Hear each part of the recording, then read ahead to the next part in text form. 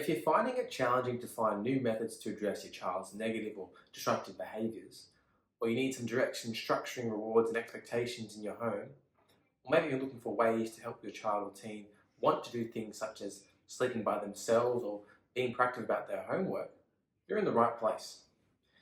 Remember when you were a child and there were tasks or activities that you found really difficult, and after attempts and attempts of trying and trying, you finally achieved it?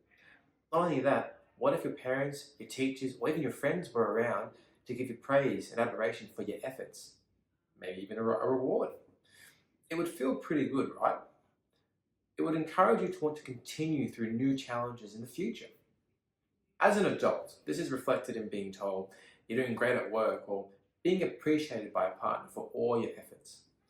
Appraisal and rewards vary from person to person, from age to age, and culture to culture.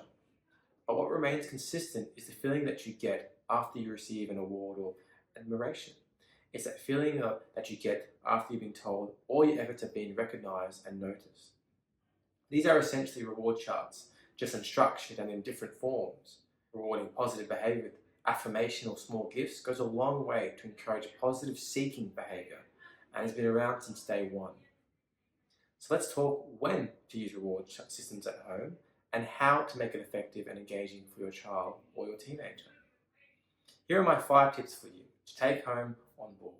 Firstly, I want to note, this isn't a one-fix-all to your child's behaviour. Your child may adapt to a reward system, but they might also be disengaged and not want to partake. So this is therefore another method to reward positive seeking behaviour. 1. Start off slow and build on their behaviours. Don't overwhelm them with lots of actions. Focus on 2 to 3 behaviours per week or fortnight. 2. Make sure your expectations are reasonable for their age. Each child is at a different stage. 3.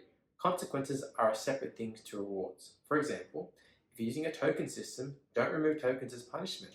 All the efforts they may get in getting the tokens get taken away by one small mistake. This can be very disheartening and devalues your reward system.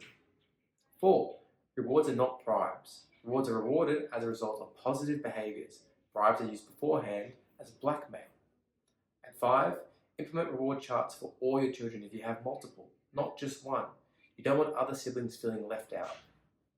When you're developing your reward charts, make sure it reflects your child's interests. For example, if they like Pokemon, create Pokemon tokens or Pokemon themed charts.